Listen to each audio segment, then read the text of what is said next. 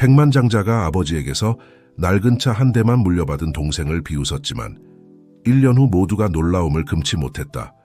석양이 강 가문의 웅장한 저택 위로 지고 있었고 하늘은 붉은 빛과 황금빛으로 물들어 있었다. 주 집무실에는 무거운 침묵이 감돌고 있었다. 28세의 강민우는 창가에 서서 지평선을 바라보고 있었다. 그의 32세형 강준호는 방 안을 초조하게 왔다 갔다 하고 있었다. 두 사람은 최근 작고한 부동산 재벌 강태식 회장의 유언장 낭독을 기다리고 있었다. 가족 변호사인 박상우는 중년의 남자로 가는 태의 안경과 깔끔한 양복 차림이었다. 그는 목을 가다듬고 문서를 읽기 시작했다. 나 강태식은 온전한 정신으로 이 유언장을 작성합니다. 민우는 눈을 감고 아버지와 함께했던 순간들을 회상했다. 엄격하고 요구가 많았지만 강태식은 항상 공정한 사람이었다. 적어도 민우는 그렇게 믿었다. 장남 강준회계는 모든 토지를 상속합니다. 여기에는 본 저택과 관련된 모든 부동산이 포함됩니다. 또한 강 부동산의 주식 80%를 상속합니다. 준호는 만족스러운 미소를 감추지 못했다. 반면 민우는 발밑의 땅이 흔들리는 것 같았다. 형이 아버지의 총애를 받고 있다는 것은 알고 있었지만 이 정도로 차이가 클 줄은 상상도 못했다. 차남 강민우에게는 박 변호사가 계속했다. 현재 저택 창고에 보관 중인 1967년식 현대포니와 회사 주식의 나머지 20%를 상속합니다. 방 안에 무거운 침묵이 내려앉았다. 민우는 혈관 속에 피가 끓어오르는 것을 느꼈다. 낡은 차 한 대? 이게 그의 유산의 전부란 말인가? 준호가 비웃음 섞인 웃음으로 침묵을 깼다. 이봐, 동생 아버지가 너한테 고물차를 남기셨나 보네. 기름값이라도 빌려줄까? 민우는 주먹을 꽉 쥐고 분노를 억눌렀다. 내 돈 필요 없어. 준호 내 것도 누구의 것도. 에이, 고집 부리지 마. 준호가 거짓된 친근함으로 동생의 등을 토닥였다.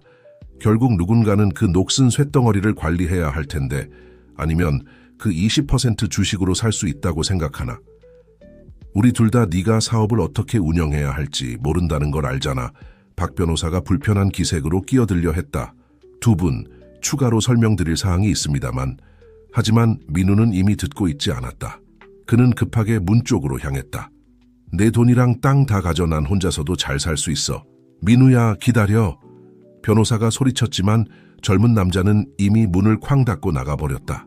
밖은 이미 밤이 저택을 감싸고 있었다. 민우는 정처 없이 걸었고 그의 마음은 감정의 소용돌이였다. 아버지가 어떻게 이럴 수 있을까? 자신을 사랑하지 않았던 걸까?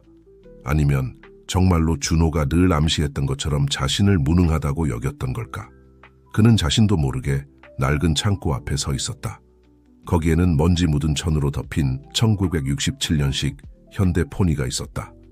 민우는 천을 거칠게 벗겼고 녹슨 차체와 금이 간 유리창이 드러났다. 이게 내 위대한 유산인가? 그는 쓰게 중얼거리며 먼지 쌓인 보닛을 쓰다듬었다. 갑자기 익숙한 목소리가 그를 놀라게 했다.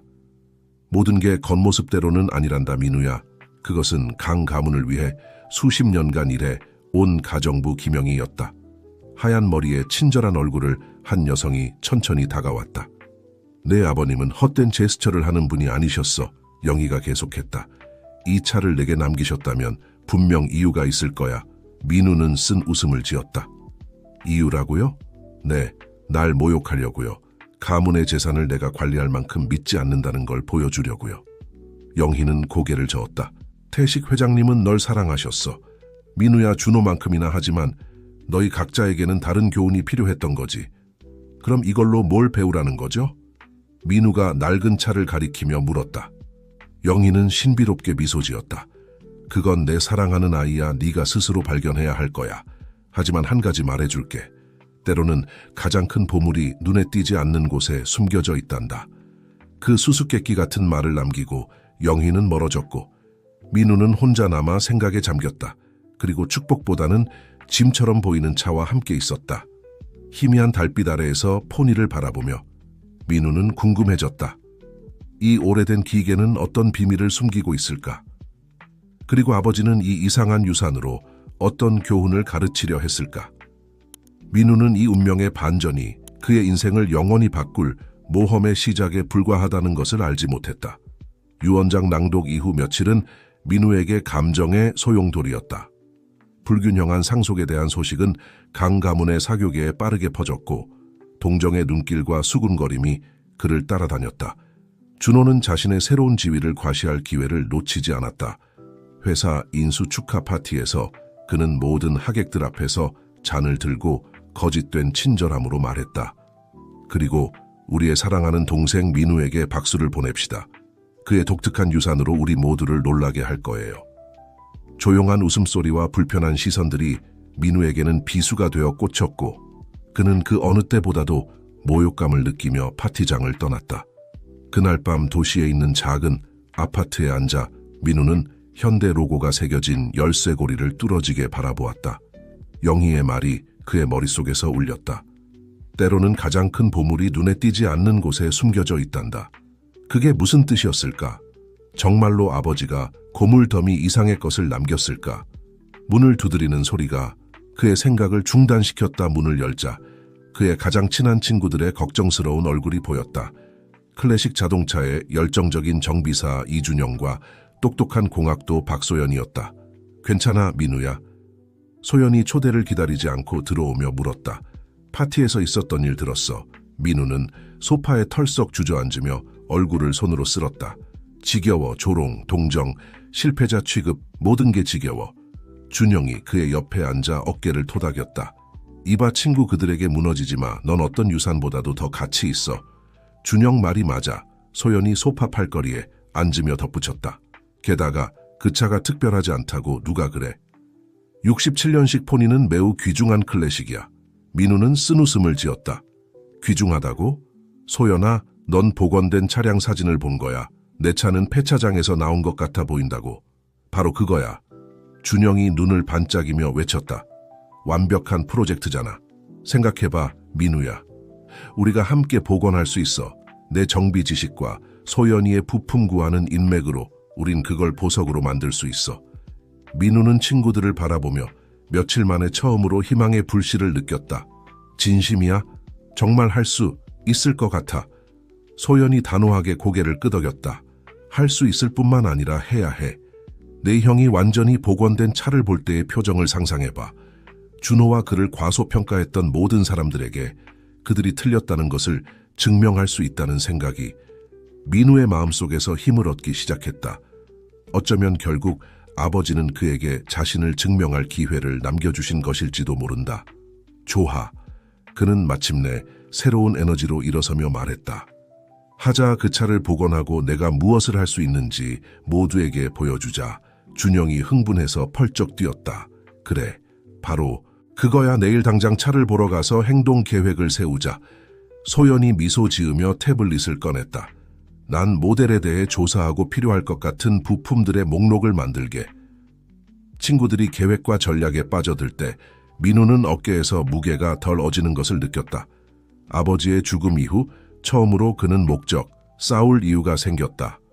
다음 날 아침, 세 친구는 강 가문의 저택 창고로 향했다. 민우는 영희에게 전화해 접근을 허락받았고 이로써 준호와의 불편한 만남을 피할 수 있었다. 포니를 덮고 있던 천을 벗기자 준영이 감탄에 휘파람을 불었다. 와, 정말 많은 작업이 필요하겠어. 하지만 잠재력이 보여. 우리가 끝내면 이 아기는 아름다워질 거야. 소연은 차 내부를 비판적인 눈으로 살펴보고 있었다. 가죽 시트는 망가졌지만 구조는 튼튼해 보여. 이것 좀 봐. 민우와 준영이 다가갔다. 소연은 운전석 근처 차량, 바닥에 무언가를 가리키고 있었다. 이게 비밀칸 같아? 민우가 호기심에 중얼거렸다. 조심스럽게 세 사람은 숨겨진 작은 칸막이를 열었다. 안에는 누렇게 변색된 봉투가 있었다. 떨리는 손으로 민우는 봉투를 열었다. 안에는 아버지의 독특한 필체로 쓰인 편지가 들어 있었다. 사랑하는 민우에게. 그는 소리내어 읽기 시작했다. 네가 이 편지를 읽고 있다면 내가 너에게 제시한 도전을 포기하지 않기로 결심했다는 뜻이구나. 나는 네가 자랑스럽다. 내 아들아, 이 차는 단순한 유산이 아니야. 이것은 믿음과 결단력의 시험이란다. 민우의 목소리가 흔들려 더 이상 읽을 수 없었다. 소연이 편지를 받아 계속 읽었다. 넌 왜 내가 네 형보다 적게 남겼는지 궁금할 거야. 사실은 너희 둘 다 성장하기 위해 다른 교훈이 필요했단다. 준호는 열심히 일하는 것과 책임감의 가치를 배워야 해. 너, 내 사랑하는 민우야. 너는 네 자신의 힘과 잠재력을 발견해야 해. 이 포니는 단순한 차가 아니야. 이것은 우리 가족의 역사의 상징이며 네가 아직 발견해야 할 비밀을 간직하고 있어. 네가 이 유산을 존중하고 그것을 특별한 것으로 만들 수 있을 거라 믿는다. 항상 기억하거라. 사람의 진정한 가치는 그가 가진 것이 아니라 그가 가진 것으로 무엇을 창조할 수 있는가에 있단다. 사랑을 담아 아빠가 감동으로 가득 찬 침묵이 창고를 채웠다. 민우는 놀라움, 감사, 결단, 그리고 무엇보다도 아버지에 대한 새로운 사랑을 느꼈다. 네, 아버지는 현명한 분이셨어. 준영이 침묵을 깨며 말했다. 그는 옳았어. 민우야, 이 차는 고물 그 이상이야. 이건 기회야. 소연이 눈을 반짝이며 고개를 끄덕였다. 우리가 그 기회를 최대한 활용할 수 있게 도와줄게. 이 포니를 이 도시가 본 적 없는 가장 인상적인 차로 만들자. 민우는 친구들과 차를 바라보았다. 처음으로 그는 녹슨 금속 더미가 아니라 가능성으로 가득 찬 백지 상태의 캔버스를 보았다. 고마워요, 아버지. 그는 차의 보닛을 쓰다듬으며 중얼거렸다. 실망시켜 드리지 않을게요. 새로운 결심으로 민우와 준영, 소연은 복원 계획을 세우기 시작했다. 그들 중 누구도 오래된 포니가 아직 더 많은 비밀을 간직하고 있으며 그 비밀이 그들의 삶을 영원히 바꿀 것이라는 사실을 알지 못했다. 다음 몇 주는 민우와 그의 친구들에게 바쁜 나날의 연속이었다. 강 가문 저택의 창고는 그들의 두 번째 집이 되었고 도구, 예비 부품, 그리고 끊임없는 금속 부딪히는 소리로 가득 찼다. 준영은 열정적으로 포니의 기계 장치에 몰두했고 모든 부분을 세심하게 분해하고 재조립했다. 소연은 연구와 물류를 담당하여 원래 부품을 찾고 모델의 역사를 연구했다. 처음에는 너무 많은 기술 용어에 헷갈렸던 민우도 곧 차체 복원에 자연스러운 재능이 있다는 것을 발견했다. 사포질하고 광을 내고 페인트 칠하는 시간은 그에게 치료가 되었고 아버지의 유산과 연결되는 방법이 되었다. 어느 날 오후 차량 내부를 작업하던 민우는 뒷면 패널에서 이상한 점을 발견했다. 운전석 아래에서 발견했던 것과 비슷한 숨겨진 공간이 있는 것 같았다. 준영아, 소연아, 이리 와서 이것 좀 봐. 그가 흥분해서 불렀다. 친구들이 빠르게 다가왔다. 조심스럽게 세 사람은 비밀 칸막이를 열었다. 안에는 봉인된 금속 상자가 있었다. 이게 뭘까? 소연이 호기심에 물었다. 떨리는 손으로 민우는 상자를 열었다. 안에는 여러 개의 오래된 문서, 흑백 사진, 그리고 일기장처럼 보이는 것이 있었다. 이건 아버지의 것이 아니야. 민우가 문서의 날짜를 확인하며 중얼거렸다. 50년도 더 된 것 같아. 준영이 사진 하나를 집어들었다. 사진에는 젊은 부부가 같은 포니 옆에 서 있었지만 차는 새 것처럼 빛나고 있었다. 민우야, 이 사람들을 알아? 민우는 고개를 저었지만 얼굴에서 뭔가 이상하게 익숙한 것을 느꼈다. 그때 일기장을 훑어보던 소연이 놀란 듯 숨을 들이켰다. 민우야, 이걸 읽어봐야 할 것 같아. 그녀가 특정 페이지를 펴서 일기장을 건네주었다. 심장이 빠르게 뛰는 것을 느끼며 민우는 읽기 시작했다. 1967년 9월 20일, 오늘 마리아와 나는 우리 인생에서 가장 어려운 결정을 내렸다. 우리는 갓 태어난 아들을 강 가족에게 보냈다. 태식과 그의 아내는 아이를 가질 수 없고 우리는 우리의 작은 아이에게 그가 누려야 할 삶을 줄 수 없다. 우리가 하고 있는 프로젝트는 너무 위험하다. 언젠가 그가 우리를 용서하고 우리가 그의 안전을 위해 이렇게 했다는 것을 이해하길 바랄 뿐이다. 우리는 그에게 포니를 남겨 그의 진정한 기원과 유일한 연결고리로 삼았다. 신이 우리를 용서하시기를 찬성. 이어진 침묵은 귀가 멍할 정도였다. 민우는 세상이 무너지는 것 같았다. 그는 입양하였단 말인가? 그가 알고 있던 자신의 인생에 대한 모든 것이 거짓이었단 말인가? 민우야. 소연이 말을 시작했지만 무슨 말을 해야 할지 몰라 멈췄다. 한편 준영은 열심히 다른 문서들을 살펴보고 있었다. 더 있어, 민우야, 이것 좀 봐. 그는 기술 보고서와 도면처럼 보이는 여러 장의 종이를 건넸다. 대부분의 내용은 그들에게 이해하기 어려웠지만 한 가지는 분명했다. 민우의 생물학적 부모가 일하고 있던 프로젝트는 혁명적인 기술, 세상을 바꿀 수 있는 무언가와 관련이 있었다. 이게 무슨 의미인지 알아? 준영이 흥분으로 눈을 반짝이며 말했다. 내 아버지 내 말은 강태식 회장님은 이 모든 것을 알고 계셨을 거야. 그래서 내게 이 차를 남기신 거야. 이건 단순한 차가 아니야. 네 진정한 근원을 발견하고 아마도 훨씬 더 큰 무언가를 찾는 열쇠야. 민우는 창고의 오래된 벤치에 주저앉았다. 이 모든 계시에 압도되어 그의 마음은 대답 없는 질문들의 소용돌이였다. 찬성과 마리아는 정말 누구였을까? 그 신비로운 프로젝트는 무엇이었을까? 그리고 왜 그의 양부모는 이 모든 것을 수년간 비밀로 했을까? 소연이 그의 옆에 앉아 위로의 손을 그의 어깨에 얹었다. 이해하기 힘든 일이라는 걸 알아, 민우야. 하지만 넌 혼자가 아니야. 준영이랑 나는 무슨 일이 있어도 네 곁에 있을 거야. 민우는 고개를 끄덕이며 친구들의 지지에 감사했다. 잠시 침묵 후 그는 새로운 결심을 가지고 일어섰다. 복원 작업을 계속해야 해. 그가 말했다. 하지만 이제 이건 단순한 프로젝트 이상이야. 이 모든 것 뒤에 숨겨진 진실을 밝혀내야 해. 준영이 미소 지으며 민우의 등을 두드렸다. 우리가 있잖아. 친구 함께 이 미스터리를 풀어낼 거야. 세 친구가 이제는 더 깊은 목적을 가지고 다시 작업에 몰두하는 동안 아무도 창고의 그림자에서 그들을 지켜보고 있는 인물을 알아채지 못했다. 강준호가 조용히 물러나며 그의 얼굴에는 걱정과 죄책감의 표정이 어려 있었다. 그 역시 비밀을 간직하고 있었고 그 비밀은 곧 밝혀져 강 가문의 역사를 영원히 바꿀 것이었다. 그 후 며칠은 민우에게 감정의 롤러코스터와도 같았다. 그는 새로운 열정으로 포니의 복원 작업을 계속하면서도 그의 마음은 진정한 출신에 대한 계시로 끊임없이 맴돌았다. 어느 날 오후, 이제는 몇 주간의 작업 끝에 반짝이는 보닛을 닫고 있을 때 민우는 이상한 반사를 발견했다. 가까이 다가가 보니 육안으로는 거의 보이지 않을 정도로 작은 기호가 금속에 새겨져 있었다. 준영과 소연아, 이리 와서 이것 좀 봐.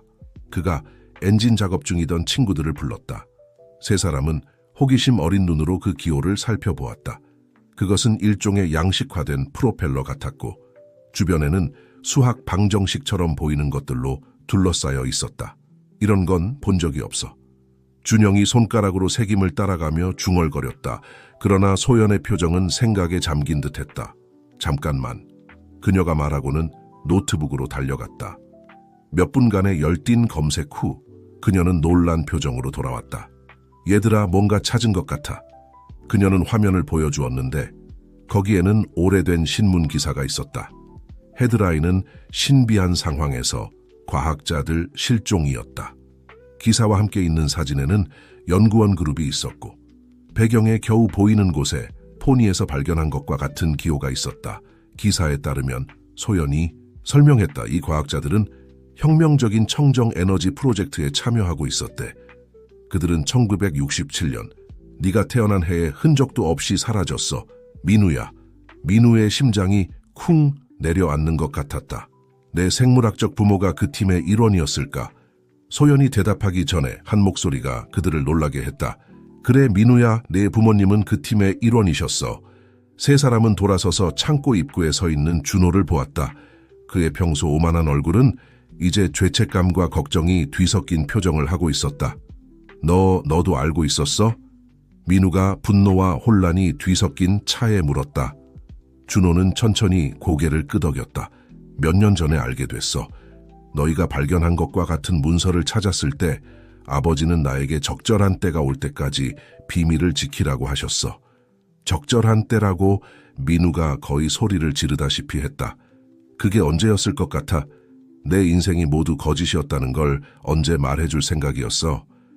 준호가 손을 들어 화해의 제스처를 취하며 다가왔다. 민우야, 제발 내 설명을 들어봐. 네가 생각하는 것보다 훨씬 더 복잡한 상황이야. 다음 1시간 동안 준호는 세 친구를 경악시킨 이야기를 털어놓았다. 민우의 생물학적 부모가 참여했던 프로젝트는 단순히 청정 에너지에 관한 것이 아니었다. 그들은 사실상 무한한 에너지를 생성할 수 있는 방법을 발견했는데 이는 세상을 혁명적으로 바꿀 수 있지만 잘못된 손에 들어가면 재앙이 될 수도 있는 기술이었다. 내 부모님은 자신들의 발견이 가진 잠재적 위험을 깨달았을 때 그것을 숨기기로 결정하셨어. 준호가 설명했다. 널 우리 가족에게 맡기신 건 널 보호하기 위해서였고 그들의 작업에 대한 단서를 결국 내게 오게 될 유일한 장소에 숨기셨지. 바로 이 차야. 민우는 가까운 벤치에 주저앉았다. 정보에, 무게에 압도되어 왜 아버지, 왜 강태식 회장님은 이 모든 걸 비밀로 하셨을까? 준호는 한숨을 쉬었다. 아버지는 널 보호하고 싶으셨어. 네가 언젠가는 진실을 알게 될 거란 걸 아셨지만 그 결과를 감당할 준비가 될 때까지 기다리고 싶으셨던 거야. 결과라고? 소연이 눈살을 찌푸리며 물었다. 어떤 결과? 준호는 주변을 불안하게 둘러본 뒤 대답했다. 수십 년 동안 이 기술을 찾아 헤매는 사람들. 강력한 조직들이 있어. 우리가 그것에 접근할 수 있다는 걸 그들이 알게 되면. 그는 문장을 끝맺을 필요가 없었다. 위험은 분명했다. 민우는 일어섰고 그의 눈에는 새로운 결의가 빛났다. 그렇다면 우리 부모님이 시작한 일을 마무리해야 해. 이 기술을 발견하고 선한 목적으로 사용되도록 해야 해. 준영과 소연이 고개를 끄덕이며 전폭적인 지지를 보냈다. 준호는 잠시 망설이는 듯했지만 이내 말을 이었다. 알아야 할 게 하나 더 있어. 그가 긴장된 목소리로 말했다. 우리만 이 비밀을 아는 게 아니야. 다른 누군가 위험한 사람이 우리의 행동을 쫓고 있어. 바로 그 순간 창고 밖에서 소리가 들렸다. 밖을 내다보니 멀리서 빠르게 멀어지는 인형이 보였다. 저게 누구지? 준영이 놀라서 물었다. 준호가 얼굴이 창백해진 채 고개를 저었다. 모르겠어. 하지만 이건 내 두려움을 확인시켜주는 거야. 우리 모두가 위험해. 민우는 이제 거의 완전히 복원된 포니를 바라보고는 친구들과 형을 돌아보았다. 그는 자신들이 큰일의 시작점에 서 있다는 것을, 그들의 삶뿐만 아니라 전 세계를 바꿀 수 있는 무언가의 경계에 있다는 것을 알았다. 앞으로 무슨 일이 일어나든 그가 단호하게 말했다. 우리는 함께 맞설 거야. 이제 진실을 밝힐 시간이야. 어떤 대가를 치르더라도. 태양이 지평선 너머로 지며 하늘을 금빛과 붉은빛으로 물들일 때 네 사람은 서로를 바라보았다. 그들은 자신들이 가장 위험하고도 흥미진진한 모험을 시작하려 한다는 것을 알았다.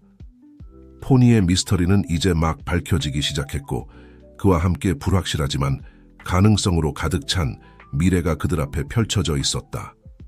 준호가 제공한 새로운 정보와 긴급성을 느낀 팀은 포니 복원 작업에 더욱 박차를 가했다.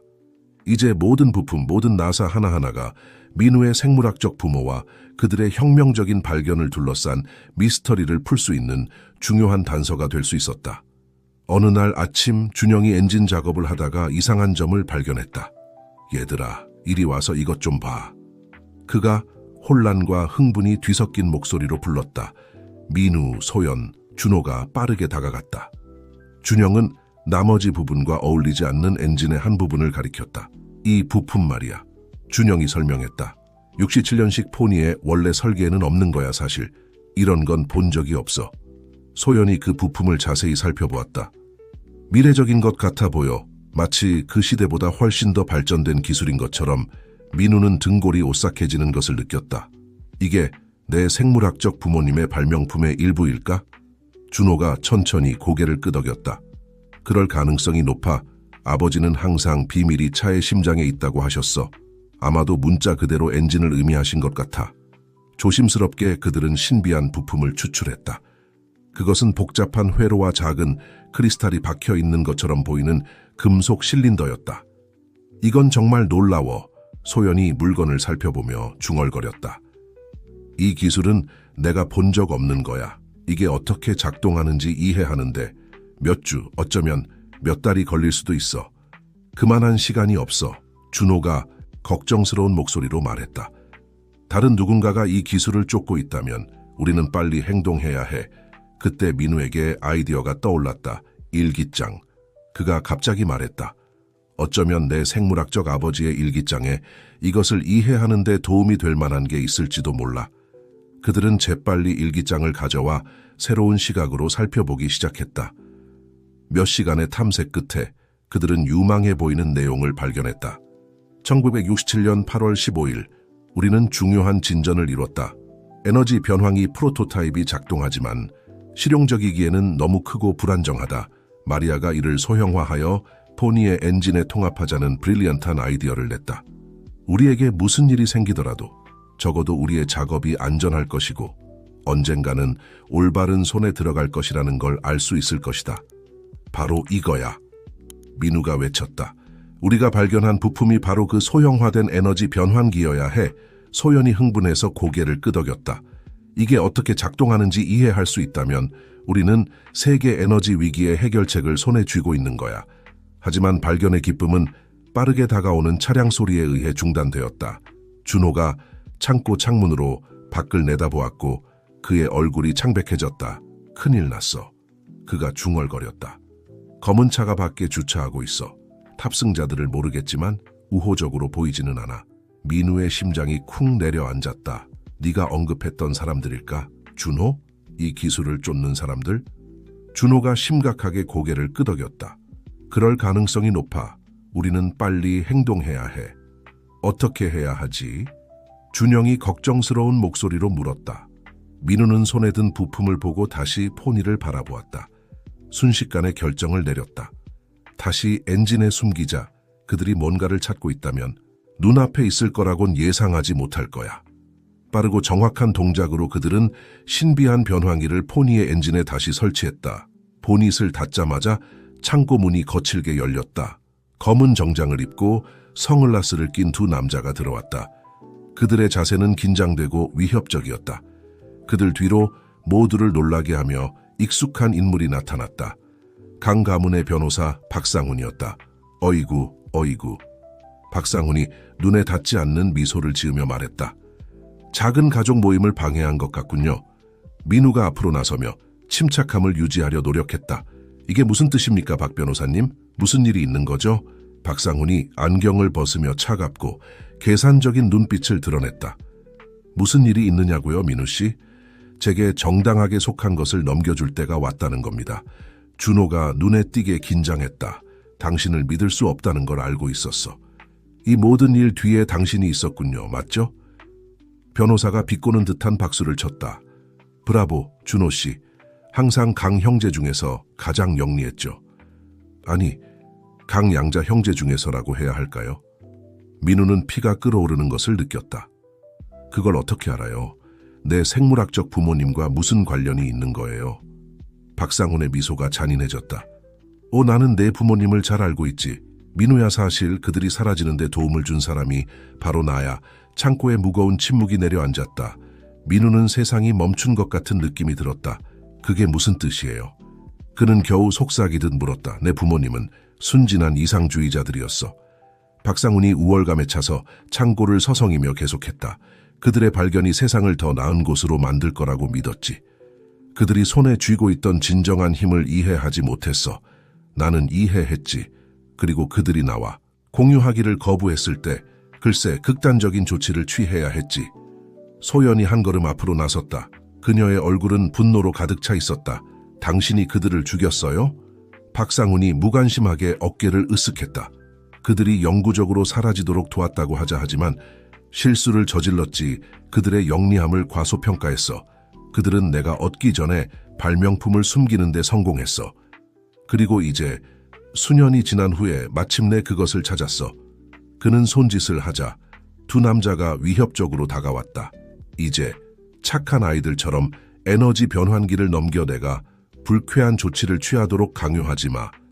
민우는 친구들과 형을 바라보았다. 그들의 눈에서 두려움을 보았지만 동시에 결의도 보았다. 거의 눈치채지 못할 정도로 작은 동작으로 준호가 신호를 보냈다. 민우는 즉시 이해했다. 좋아요. 그가 항복의 표시로 손을 들며 말했다. 원하는 걸 드리죠. 포니의 엔진에 있어요. 박상훈이 승리의 미소를 지었다. 현명한 선택이군 얘들아. 차를 확인해. 남자들이 포니에 다가가는 동안 민우는 준호와 눈빛을 교환했다. 남자들이 보닛을 열자마자 준호가 소리쳤다. 지금이야. 순식간에 창고는 혼돈에 빠졌다. 준영이 렌치를 던져 한 남자의 주위를 흐트러뜨렸다. 소연은 놀라운 민첩성으로 다른 남자를 발차기로 쓰러뜨렸다. 민우와 준호는 박상훈에게 달려들었고 그는 불의의 습격에 놀라 바닥에 넘어졌다. 차로! 민우가 소리쳤다. 망설임 없이 내 친구는 포니로 뛰어들었다. 민우가 키를 돌리자 엔진이 아무도 예상하지 못한 힘으로 살아났다. 꽉 잡아.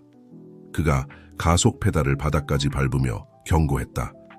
포니는 창고를 벗어나 폭발적으로 달려나갔고 박상훈과 그의 부하들을 먼지 구름 속에 남겨두었다. 시골길을 따라 전속력으로 달리면서 민우는 놀라움을 감추지 못하고 미소 지었다. 그거 느꼈어? 그가 흥분해서 물었다. 이 차 마치 생명이 있는 것 같아. 뒷좌석에서 소연이 열광적으로 고개를 끄덕였다. 에너지 변황이 때문일 거야. 엔진의 출력을 믿을 수 없을 정도로 높였어. 조수석에 꽉 붙어 앉은 준호가 백미러로 뒤를 살폈다. 아직 축하하긴 이르네요. 우리 뒤에 차가 따라오고 있어요. 실제로 검은색 차 한 대가 그들을 쫓아오고 있었고 빠르게 다가오고 있었다. 박상훈의 목소리가 확성기를 통해 울려 퍼졌다. 도망칠 수 없다. 그 차와 그 기술은 내 것이다. 민우는 이를 악물고 도로에 집중했다. 두고 보자고. 그가 중얼거리며 가속 페달을 더 깊이 밟았다. 포니는 포효와 함께 반응했고 그 시대에 어떤 차도 낼 수 없을 속도에 도달했다. 그들 주변의 나무들이 흐릿한 그림자처럼 지나갔고 그들은 근처의 숲으로 깊이 들어갔다. 조심해. 준영이 앞을 가리키며 소리쳤다. 도로가 갑자기 절벽에서 끝나고 있었다. 민우는 순간적으로 결정을 내려야 했다. 핸들을 급격히 돌려 포니를 나무들 사이로 간신히 보이는 옆길로 향하게 했다. 박상훈의 차는 제때 반응하지 못하고 지나쳐갔고 절벽 가장자리에 위험하게 가까이 멈췄다. 포니가 숲 깊숙이 들어가며 멀어질 때 내 친구는 안도의 한숨을 내쉬었다. 그들은 지금은 탈출했다. 어디로 가는 거야? 소연이 긴장된 침묵을 깨고 물었다. 민우는 앞길을 바라보며 빠르게 생각했다. 확실하지는 않아 하지만 이 차가 우리를 인도하고 있는 것 같아. 이제 이 차가 숨기고 있는 모든 비밀을 밝힐 때가 온 것 같아. 태양이 지평선 너머로 지며 하늘을 주황색과 보라색 톤으로 물들일 때 포니는 미지의 곳을 향해 계속 달렸다. 민우와 그의 친구들은 그들의 모험이 이제 막 시작되었다는 것을, 그리고 곧 발견하게 될 비밀들이 그들의 삶뿐만 아니라 전 세계의 운명을 바꿀 수 있다는 것을 알았다. 포니는 점점 더 좁고 구불구불한 길을 따라 숲 깊숙이 들어갔다. 밤이 내렸고 유일한 빛은 차의 헤드라이트와 나무 사이로 스며드는 희미한 달빛뿐이었다. 민우야. 뒷좌석에서 소연이 말했다. 우리가 어디로 가고 있는지 알아? 민우는 고개를 저으며 도로에 집중한 채 대답했다. 정확히는 모르겠어. 하지만 차가 우리를 인도하고 있는 것 같아. 마치 어디로 가야 할지 알고 있는 것 같아. 오랫동안 이례적으로 조용했던 준호가 마침내 입을 열었다. 우리가 어디 있는지 알 것 같아.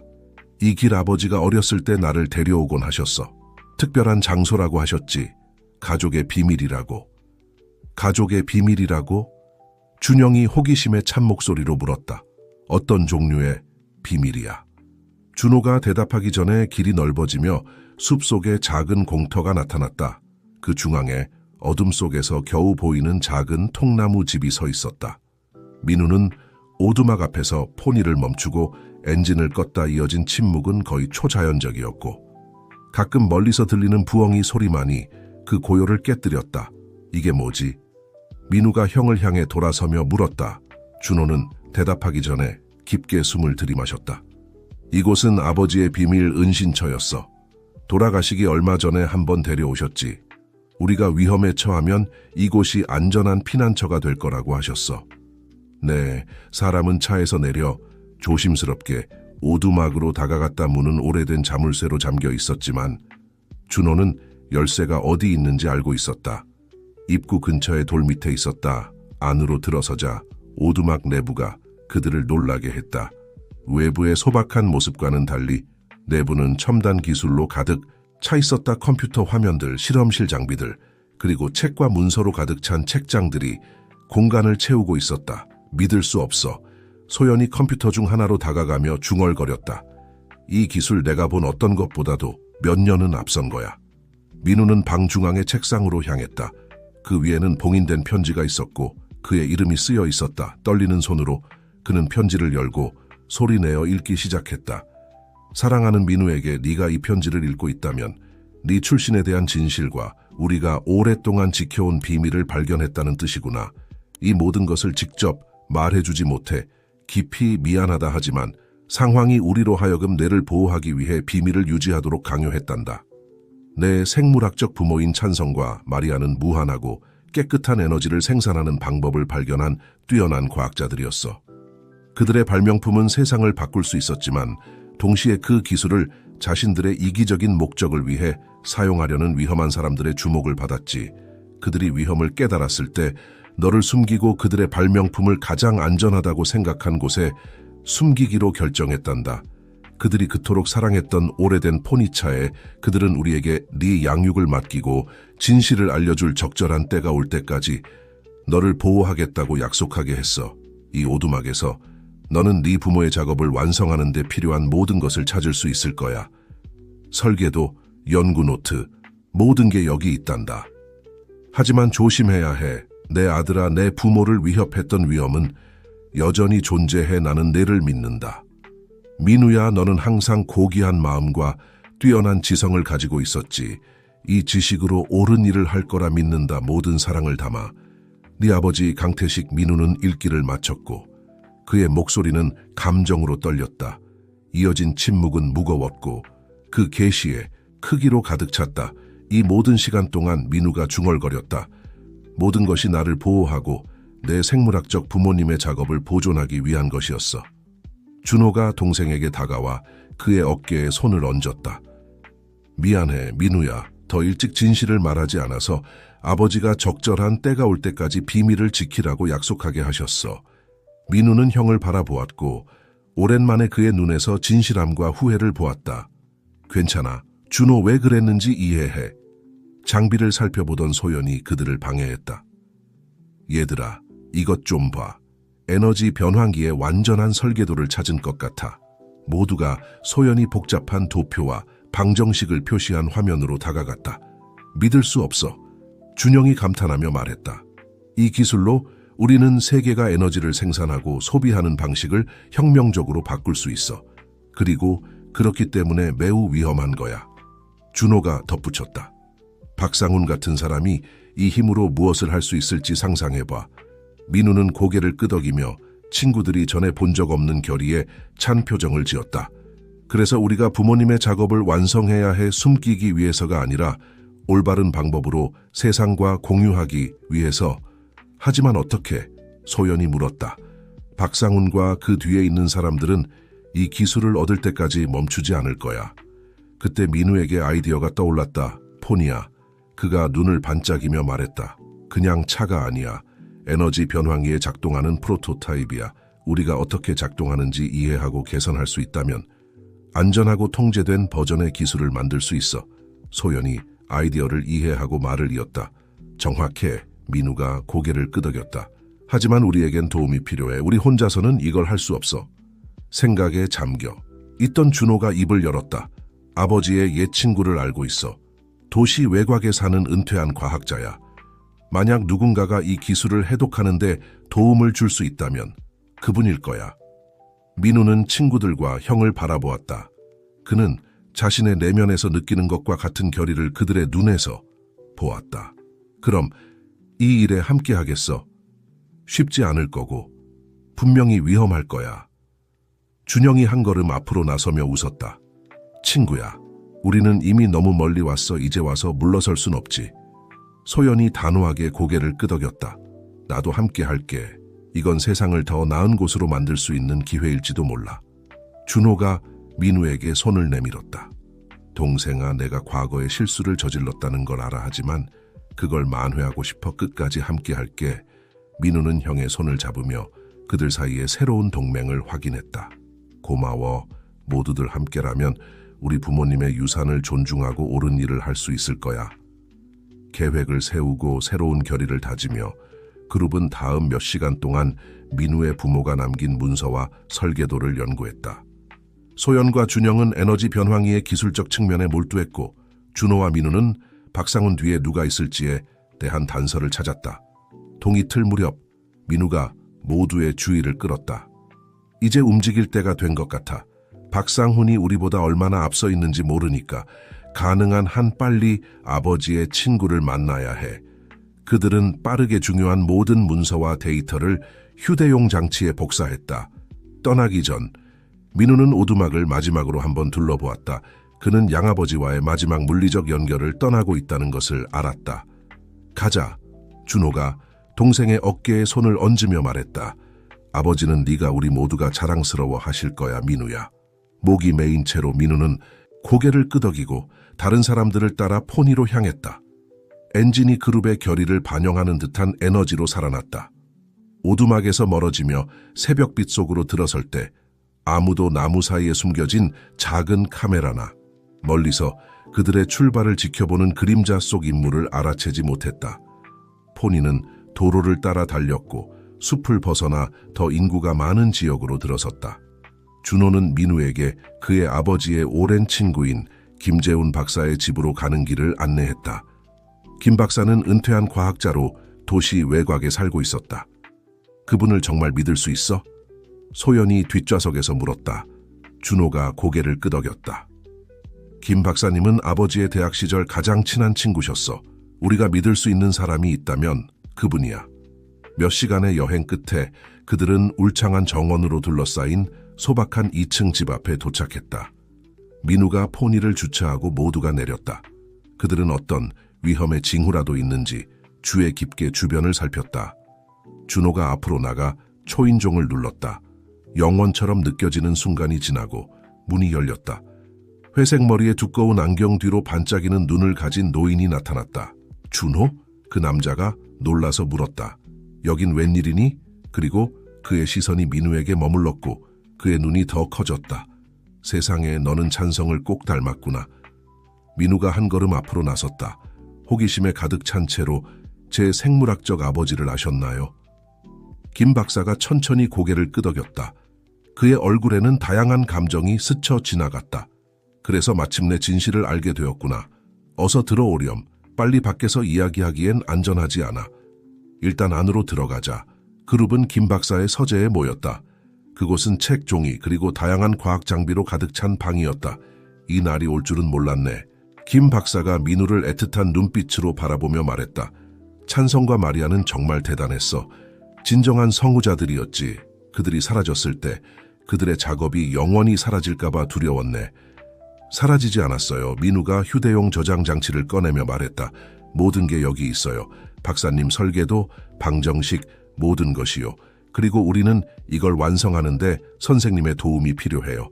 김 박사가 떨리는 손으로 장치를 받아들었다. 여기 있는 게 뭔지 알고 있나? 이 기술은 세상을 바꿀 수 있어. 아니면 잘못된 손에 들어가면 파괴할 수도 있죠. 준호가 덧붙였다. 이미 우리를 쫓는 위험한 사람들이 있어요. 이 정보를 찾고 있는 사람들 말이에요. 과학자가 심각하게 고개를 끄덕였다. 알고 있네.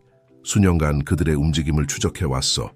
찬성과 마리아가 일했던 회사, 글로벌 에너지는 이제 부패하고 위험한 조직이 되었어.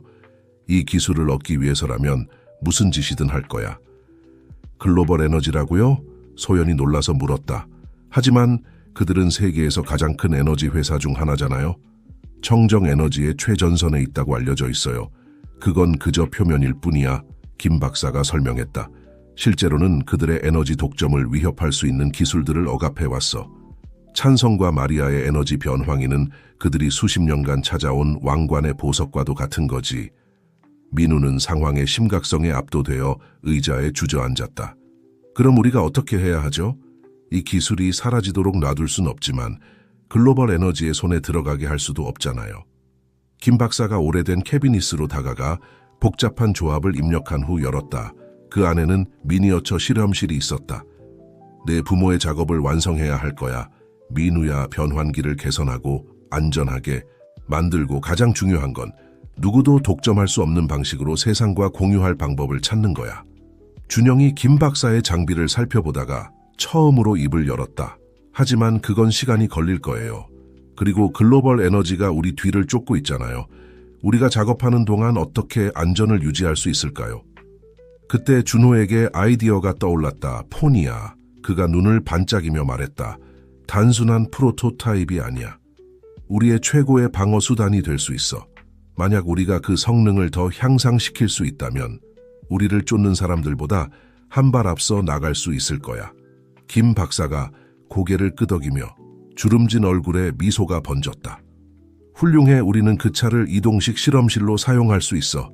움직이면서 변환기 작업을 하고 항상 글로벌 에너지보다 한 발 앞서 갈 수 있지. 민우는 친구들과 김 박사를 바라보았다. 이 모험을 시작한 이래 처음으로 그는 진정한 성공의 기회를 느꼈다. 그럼 시작해볼까요? 우리는 세상을 바꿀 일이 있습니다. 그 후 며칠 동안 그룹은 쉴 새 없이 일했다.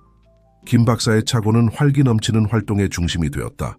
소연과 김 박사는 변환기의 이론적 측면에 몰두했고 준영과 민우는 포니의 개조 작업을 했다. 준호는 자신의 인맥을 활용해 글로벌 에너지의 동향을 파악하고 있었다.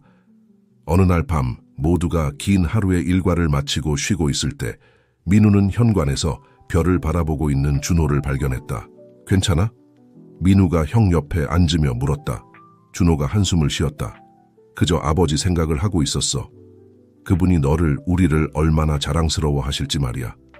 전에 너를 어떻게 대했는지 정말 미안해. 민우야, 탐욕과 질투에 눈이 멀어 있었던 거야. 민우가 형의 어깨에 손을 얹었다. 그건 이제 과거의 일이야. 준호, 중요한 건 우리가 지금 무엇을 하느냐야. 준호가 대답하려는 순간 다가오는 자동차 소리가 그들의 주의를 끌었다. 검은색 차 한 대가 집 앞에 멈췄고 놀랍게도 그 차에서 내린 사람은 다름 아닌 박상훈이었다. 박상훈. 민우가 벌떡 일어서며 소리쳤다. 우리를 어떻게 찾았지? 박상훈이 항복의 표시로 손을 들었다. 혼자 왔고 평화롭게 왔소. 우리는 이야기를 나눠야 해요. 민우 씨 상황이 당신이 생각하는 것보다 훨씬 더 복잡해요. 준호가 보호하듯 동생 앞에 섰다. 왜 당신을 믿어야 하지? 왜냐하면 박상훈이 말했다. 그의 목소리에는 형제들이 전에 본 적 없는 감정이 묻어 있었다. 나는 네 생물학적 부모를 알고 있었기 때문이야, 민우야. 그리고 나는 줄곧 그들의 유산을 보호하려고 노력해왔어. 이어진 침묵은 귀가 멍할 정도였다. 민우와 준호는 놀라움과 혼란의 시선을 교환했다. 이것이 사실일 수 있을까? 아니면 박상훈의 또 다른 속임수일까? 바람이 부드럽게 불어 나무잎을 흔드는 가운데 민우는 갈림길에 서 있었다. 그가 적이라고 생각했던 사람을 믿어야 할까? 아니면 그의 인생에서 가장 큰 실수를 저지르려는 걸까? 이 질문들에 대한 답은 그들의 모험의 방향을 아무도 예상하지 못한 방식으로 바꿀 것이었다. 김 박사의 서재에 무거운 침묵이 내려앉았다. 민우, 준호, 소연, 준영, 그리고 김 박사가 박상훈을 둘러싸고 있었다. 그는 방금 스파이 소설에서나 볼 법한 이야기를 끝마쳤다. 다시 한번 정리해 보겠습니다. 민우가 관자놀이를 문지르며 말했다. 당신은 글로벌 에너지 내에서 이중 스파이로 일해왔다는 거군요.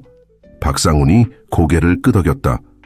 그렇습니다. 내 부모님이 사라진 후 나는 진실을 밝히고 그들의 작업을 보호하기 위해 글로벌 에너지에 들어갔어요. 하지만 그 회사는 우리가 상상했던 것보다 더 강력하고 부패했습니다. 나는 내 진정한 충성심을 숨기고 살아남아 에너지 변환기의 행방을 추적해야 했죠. 그리고 당신은 우리가 이전의 행동이 단지 연기였다고 믿기를 바라시는 겁니까? 준호가 의심스럽게 물었다. 당신의 불신을 이해합니다. 박상훈이 대답했다. 하지만 생각해 보세요. 내가 정말로 글로벌 에너지를 위해 변환기를 원했다면 왜 혼자 왔겠습니까? 왜 이 모든 정보를 밝히겠습니까? 김 박사가 귀에 깊게 듣고 있다가 끼어들었다. 그의 말이 맞아요.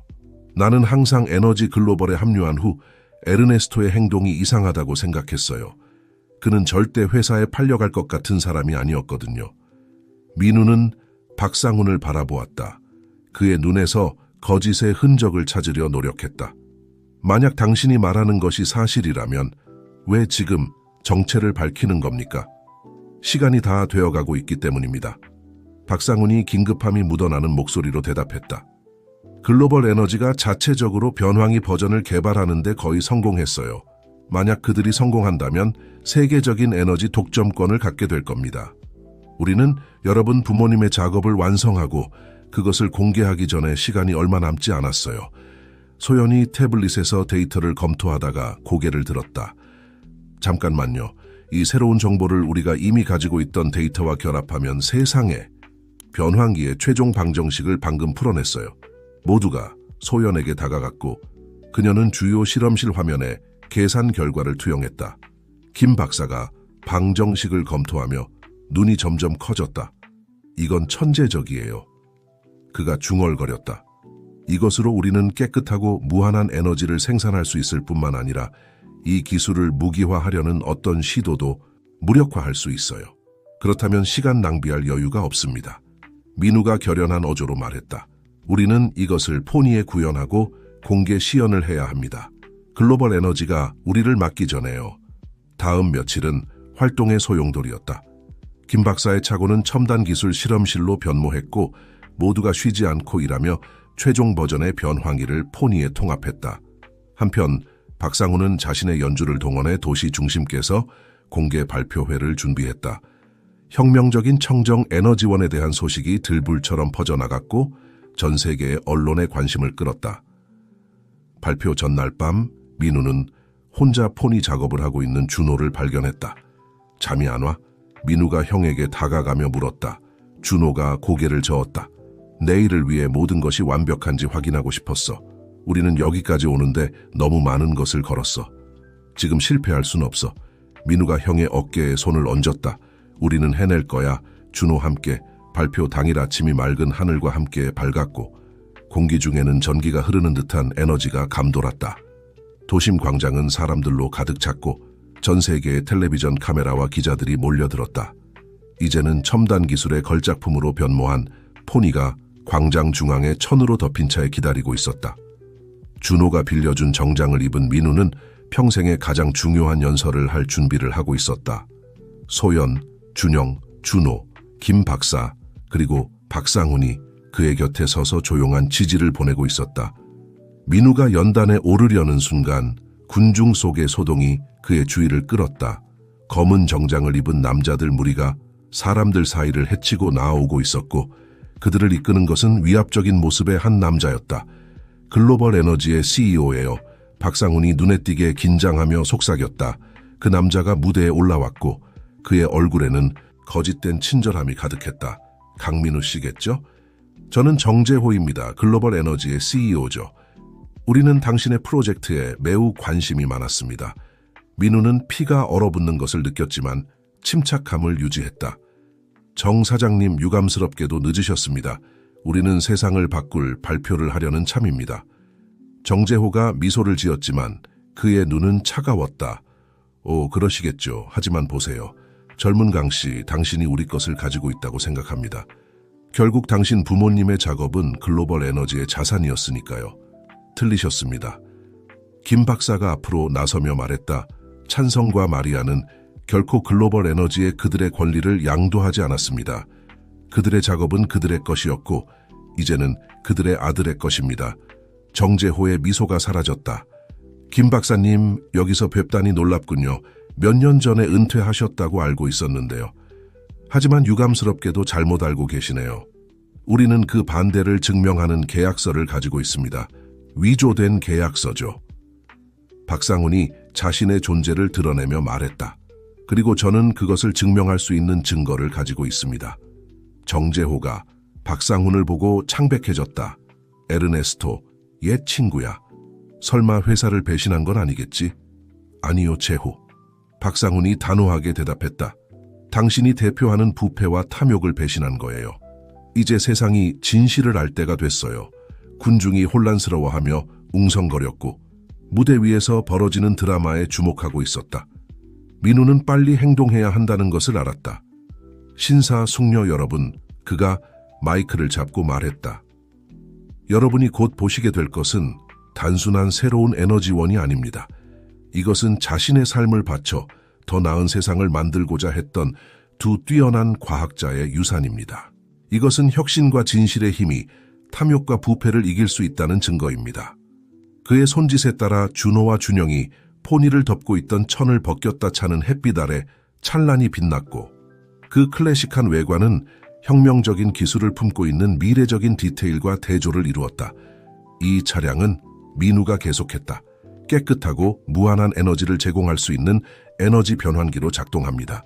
그리고 오늘 바로 여기에서 우리는 이 기술을 세상에 공개합니다. 소연이 차 옆에 서서 스위치를 작동시켰다. 갑자기 광장의 모든 스크린이 켜지며 에너지 변환기의 설계도와 사양을 보여주기 시작했다. 우리는 이 기술의 상세 내용을 전 세계의 모든 대학, 연구센터, 언론사에 전송하고 있습니다. 민우가 설명했다. 오늘부터 이 정보는 공공의 것이 됩니다.